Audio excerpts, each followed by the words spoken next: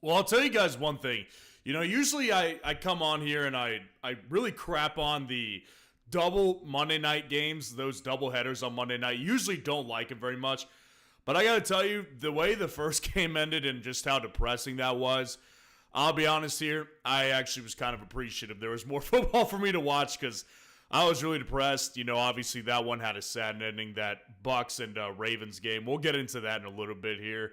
But obviously you're here for what I got right, and what I got wrong tonight. But of course, the way I like to start these out this year is I like to go through, the first comments and first thoughts are about the Monday night games that we just watched. So when it comes to, let's just go with the positives here because again, there's negatives for sure.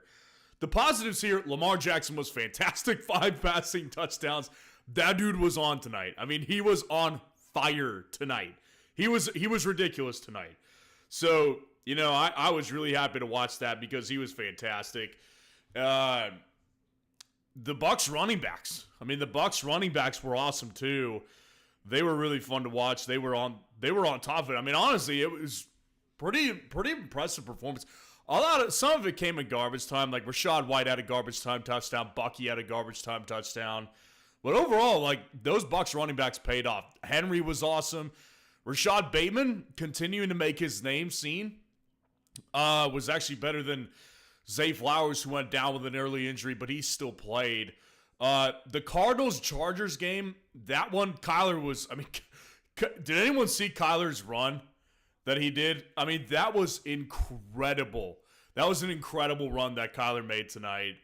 He's so fast. I mean, that dude is so freaking fast. He is such a threat. When he's on, he's on. He wasn't even on tonight. The Chargers offense they definitely have deficiencies as far as playmakers go.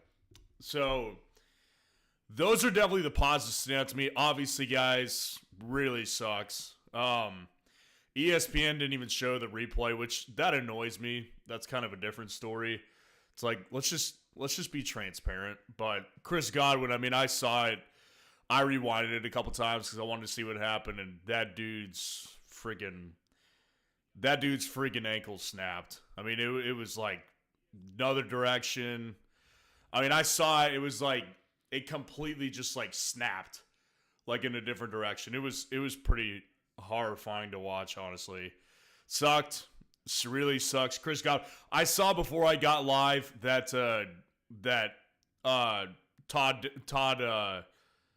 Todd Bowles came on and he said it was like an ankle dislocation. I kind of feel like the more testing they do, it'll be probably worse than that. I mean, that guy, they had an air cast on that thing, and I think that was probably a break. The weight that Roquan Smith had on it, it was bad. Not a good end for the night for Chris Godwin. So hopefully, he can fully recover. I doubt we'll see him again this year, but we'll try to stay positive on that. Mike Evans too. I mean, he went down. I'm hoping. I was watching that, and the way that he dropped that pass exclusively to grasp at his hamstring. That was that was still pretty early on in the game, and he already caught a touchdown. He was bound to catch that second one. His right leg straightened and it kind of buckled, and that was what made me think. I was like, oh man, dude, I hope he didn't just tear his hamstring or something, because he came in, without injury designation, but he was dealing with the hammy for, that he tweaked his hammy in practice this week, and he came in without an injury designation. I was like, okay, that's good in a sense, but you could tell after that first touchdown he wasn't feeling right. He limped off the field, basically. He was just walking really, really with a heavy lean. So it was not bad night. And, honestly, before I get into it really quick, the last thing I'll say is this. It's really easy for me and for everybody to come on here and blame Todd Bowles for keeping Chris Godwin in the game. I don't think that's not the route I ever want to take. It's listen, these guys are trying to win a game. And I get it, it was very unlikely that they were going to win, but if I was a football player, I think I would want my coach to keep me in if I was a starter too, because we had a slight chance. We had a chance to win that game, so I hate seeing the media all these like squares in the media just coming out.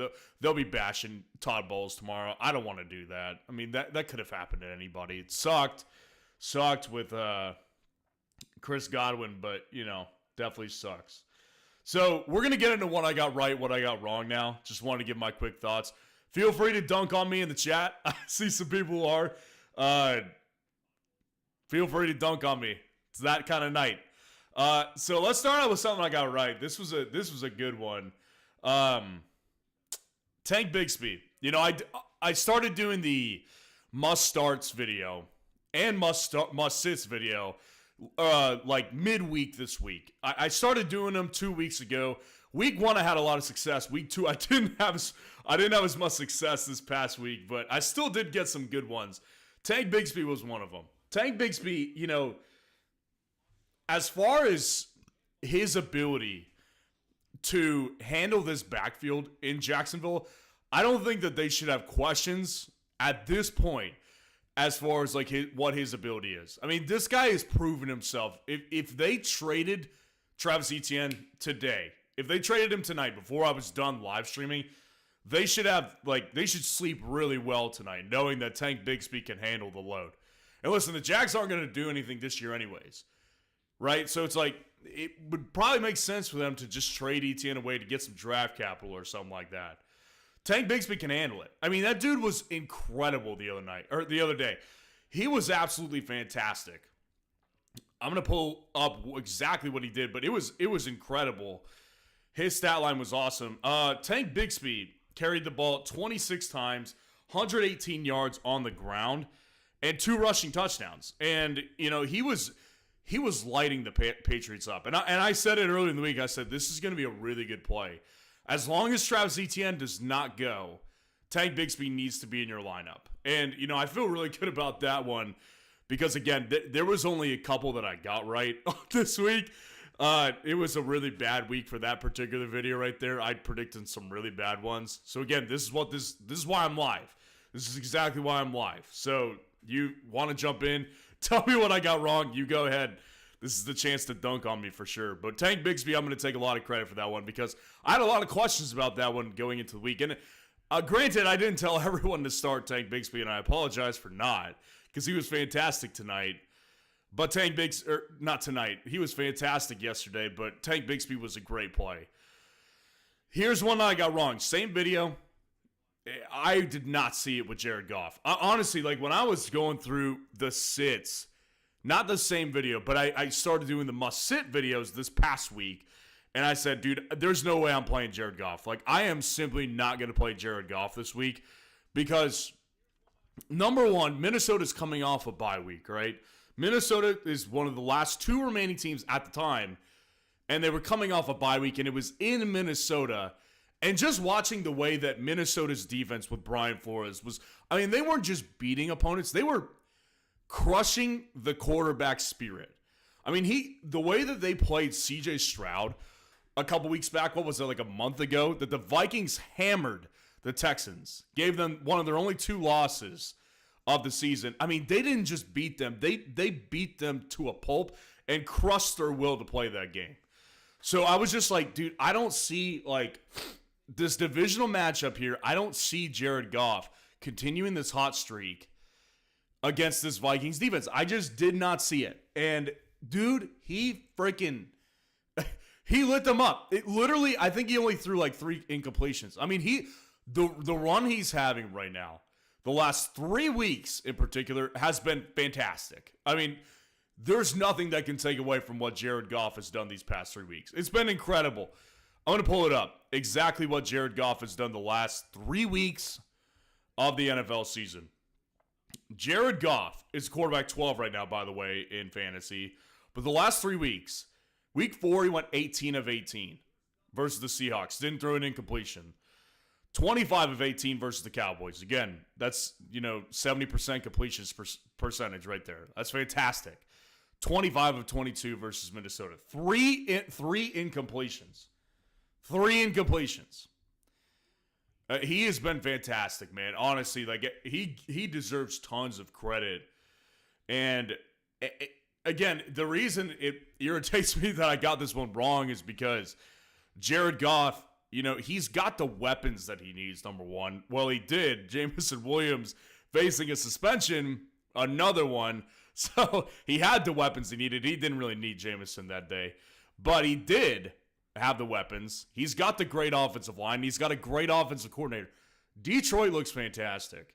I mean, they look fantastic. So Jared Goff comes out, embarrasses me because I said he was a must-sit, and he has a great day in fantasy. Jared Goff looks fantastic right now. Honestly, he still is not giving you a ridiculously high ceiling, but if you're just looking for a steady 20 to 25 points and you've got Anthony Richardson, Jared Goff is the perfect remedy. Probably not on waivers anymore, but Jared Goff, as a low trade for candidate, I mean, that's a great move.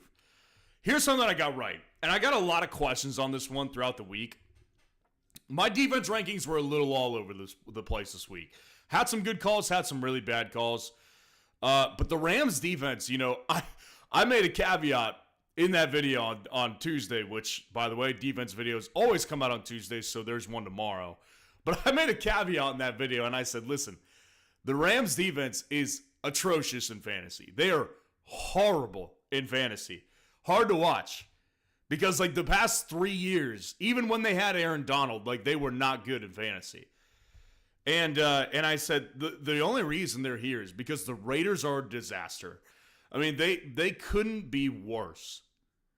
They couldn't be worse. And so, Aiden O'Connell starts that game. He ends up leaving pretty decent, pretty early on, because I think he got a broken thumb, is what I saw today. So, Gardner Minshew comes in, tosses 3 interceptions. I mean, they didn't have Jacoby Myers, but again, this is the reason I said the Rams can't not be a good play this week. I get it. It is really uncomfortable to play the Rams defense. If you've watched them over the last 3 years in fantasy, they haven't been good. They've been terrible in fantasy. So I get it. It was a tough play. It was a tough play to watch the Rams defense. To play the Rams defense, but the Raiders matchup, it's going to be one to follow for defenses this year. Especially over the next several weeks, they are so atrocious. And I'm sorry if people in here are Raiders fans. The Raiders are awful. They're terrible. I mean, they're right down there with the Panthers, the Browns. The Raiders are just horrific. So it's going to be one to follow for sure. That's going to be a team that you're going to want to follow because you're going to want to play defenses against them. It's just the reality of it.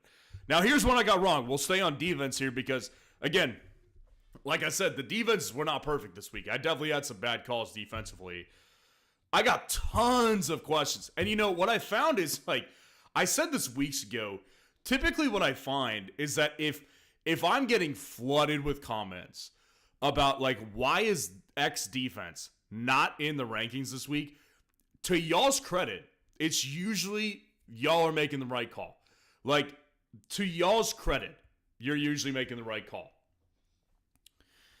And the Bengals defense, I got so many questions about after the defense rankings last week. Where are they? Why are they not here? This is a great matchup. They're playing the Browns. And I kept saying, listen, the Bengals do have a great matchup. I'm not disputing that. That's not the problem here. The problem here is their defense sucks. It has objectively been bad outside of 2 weeks. 2 weeks. That's it. They played the Chiefs really well, and they played the Giants well. And even then, they didn't have good fantasy weeks. So I just don't see, they're not getting after the quarterback enough. And they're not getting enough turnovers either. It just isn't going to make sense for me to play the Bengals defense. And they were one of the best defenses of the week. I mean, obviously, and I said this beforehand too. I said, listen, this is why on Fridays I always go through every matchup to tell you guys, just because a defense isn't inside my top 12 doesn't mean I don't view them as playable. That's why we go through those, because I do think there's playable defenses. Obviously, I'm not trying to save my skin on it, but I did call the Bengals defense a playable defense. And the reason I said it is because, listen, the Bengals defense, they're going to get sacks. Everyone gets sacks when you're playing Deshaun Watson. everyone gets sacks when you're playing Deshaun. So they get 4 sacks, 8 passes deflected, which counts, 2 interceptions, and I mean they put up a good performance. I mean, 15 to 18 fantasy points. So it was it was tough, man. It was really, really tough to watch the Bengals do that well. It's not because I don't want to be wrong. It's just like there's certain defenses, players that I just don't like to throw my confidence behind. And the Bengals, like, based on like what they've done, it just I wasn't looking at that situation thinking to myself, man, this is a good defensive play. But again, I want to make this clear. To y'all's credit, every single week that you guys have flooded the comments asking me why is X defense not inside your top 12, you guys have basically been right every single time. So hats off to you guys, because you guys are making great calls as well. This is why I always say, like, listen, I've been playing fantasy for more than a decade. So, like, I've won, more than three dozen championships and some in big money leagues, which is why I feel comfortable, like, giving advice. But at the end of the day, if you don't agree with what I'm saying, trust your gut. That's what I always say, like, trust your gut. Because a lot of times, like, your gut is going to be right. You know what I mean? So, like, Bengals defense, congrats to you guys for calling that one. I didn't see it, and I was wrong. Let's stay on the same game, man. The one other one I'm going to take pride into this week is my other one I got right on that must-start video. David Njoku. David Njoku has legitimate fantasy value. I mean, arguably top 5 tight end at this point. David Njoku, it was obvious, right? Like, the minute that they shipped Amari Cooper away, it's like, okay, well, the floodgates have opened. Like, David Njoku is going to get, like, 10 targets a game, basically, because Jerry Jeudy sucks. And outside of him, it's like they've got a collection of, like, nobodies, right? David Njoku, 10 catches, 14 targets, 76 yards, and a last-minute touchdown. Which, by the way, if you saw that touchdown, pretty freaking sweet. I mean, that dude stretched out for that one. He looks really healthy. That's a great thing moving forward. Because, again, this is not just a one-off with David Njoku. If you drafted him, you've been feeling the pain, right? It's not just that he missed a bunch of time. It's that when he's been playing, he hasn't been very good. Up until last week, we didn't see signs of life. Last week, we started to see signs of life. And the minute they sent Cooper away, I said, this is going to be a good play. And he was fantastic. The Bengals have been really bad against tight ends this year, and David Njoku capitalized on it. Now, I want to address it because this obviously needs to be addressed. Deshaun Watson, obviously, he's done. His Achilles snapped like a rubber band yesterday. Browns fans were booing him on his way out. Whatever. I mean, the media, of course, is having a field day because they love to rip fans. It's like, dude, nobody really likes this guy. So that's all I'm going to say about that. But, I mean, with David Njoku, the quarterback, I believe, upgrade with Jameis Winston is going to be really good. Because Jameis was the one who tossed him the touchdown, right? So Jameis Winston, like, it's not like he's incredible or anything, but one thing that we've seen from Jameis this year, or over the years, not this year, over the years, like, Jameis has been good for fantasy production.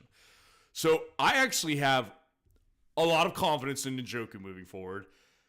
It makes me interested in Cedric Tillman, who I named in the waiver video this morning. And Jerry Jeudy, I still don't have much interest in him. I just don't think he's a good player. But David Njoku with Jameis Winston at a quarterback, I mean, this is a legit tight end option this is not just a tight end option. This is a top 5 tight end moving forward, in my opinion. Like, he may even be top 3. Honestly, like, he may be up there with Kittle and Brock Bowers. I mean, he's really, really high up there for me personally. So happy that one ended up happening. And then the last one we'll end on this. Again, must start video. Definitely was not great this week. Gonna have to clean it up for this week. Devante Adams was a big disappointment for me. And this one really makes me mad, actually, because, if you looked at, there's several reasons. Number one is if you watch that game, he had 9 targets, and some of them were really bad throws from Aaron Rodgers. I've been saying this for a while, and listen, I've always liked Aaron Rodgers. I think he's obviously one of the greats that I've ever watched for sure, and one of the greats in NFL history, but he's not the same guy. I mean, this is not the same player as he was just like 4 or 5 years ago, right? Like he's declining. He could still spin it, but he is not evading pressure like he used to, and that was a big thing with Rodgers, making plays up on the fly. And he's just not always accurate. Like, that's the other thing he used to be, was pinpoint all the time. He has those moments still. Like, the catch the throw that he made to Lazard in week 6, like, that was one of the best throws I ever saw. I said that to my wife, and she was just laughing because I was going nuts watching it. But the reality is that Rodgers is just not the same guy.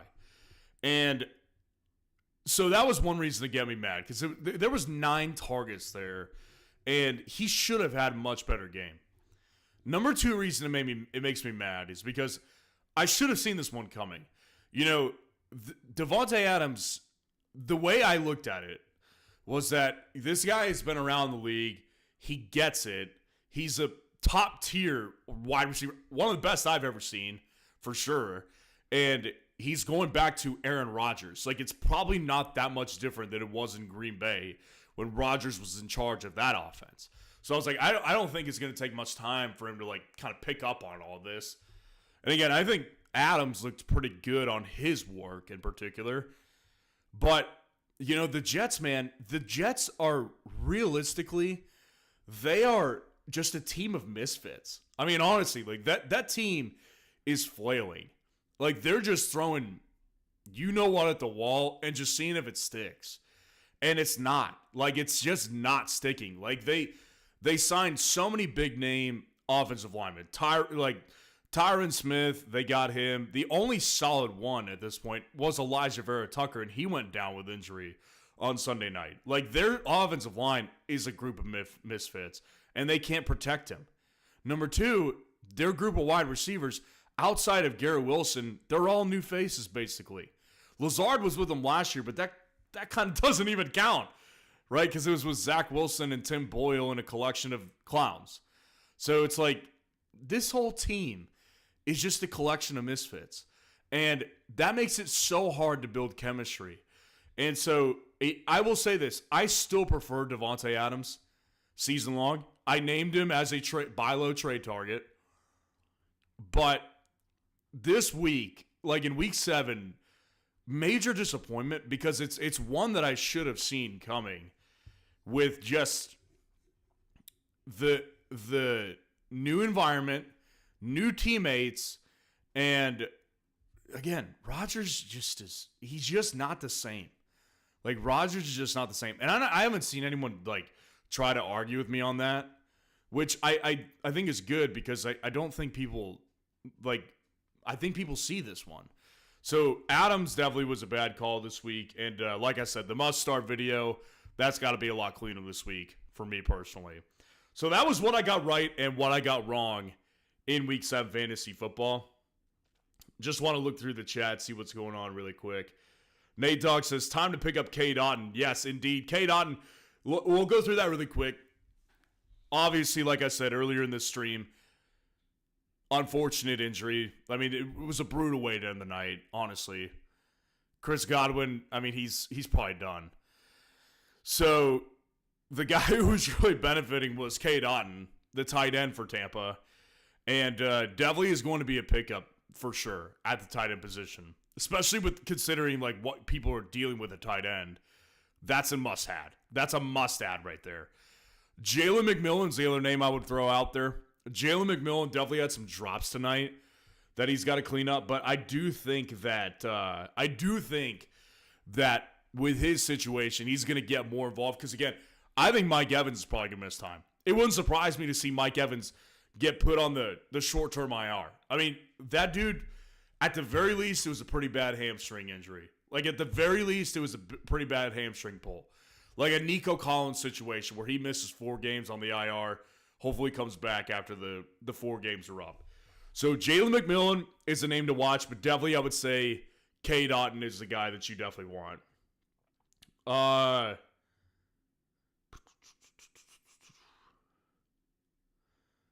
Rushing yard. Lost Godwin, CMC, Ayuk, Waddle with Tua out. Pittman trash with Richardson. My season is done for.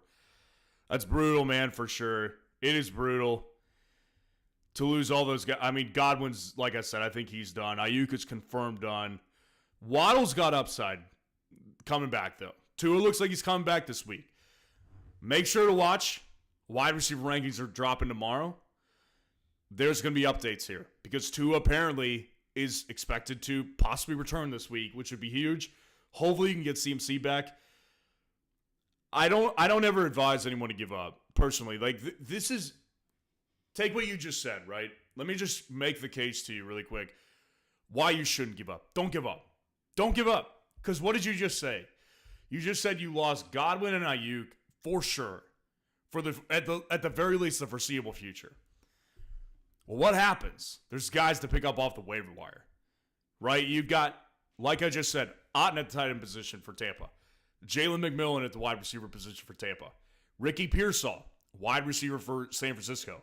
If Juwan Jennings is out there, pick Juwan Jennings up. Like, this is why I don't advise people to give up. Because, again, I guess for me, too, it's like there's pride involved with it, too. Because, like, I take fantasy football seriously. That's why I get so fired up about it, because it's like, it's a pride thing, too. You know, even if there's no money on the line, one of my most competitive leagues has no money on the line. But it's just all, like, we all went to high school together, and we all want to beat each other, right? So it's like, you know, it's just a fun thing to compete. And the reality is, like, there's guys that are going down, but are opening up opportunities for other players. So I just like to steer people away from giving up entirely because there's opportunities out there, man. I get it. It sucks. It really does suck. Last one I'll end off on. How much does Fab to spend on Otten? Nate Dogg asked. Well, I can't really put a number on it because obviously we are heading into week 8. We're halfway through. So it's like the majority of people don't have their full amount of Fab. For me personally, I'd probably be willing to spend like 20 to 25% of my Fab on K. Dotton. I think it's very sustainable. The only question I have is the tight end position is so hard to judge week to week, but it's a very minor question because I do believe that he will be very involved. Like it's kind of falling into a David Njoku situation, except Otten's got the better quarterback, right? Like they're going to be depleted at the very least for this next week when they take on the Falcons. Like, they're going to be depleted at the wide receiver position. Obviously, Godwin's not going to play, and I'd be shocked if Evans makes it back before, like, the next 3 weeks. I'd be shocked. So, Otten, at the very least, like, the next 3 weeks is going to be really involved. I would say I'd be willing to spend at least 20, probably not more than 30% of my Fab on K. Dotton, guys. So that's how we'll end the night here. Appreciate y'all being in here. Like the video, subscribe to the channel on your way out. That's all I ask from you guys tonight. Always appreciate y'all joining in here for these live streams. Tomorrow, wide receiver rankings, defense rankings coming at you. Stay tuned for tomorrow. See y'all tomorrow. Peace out.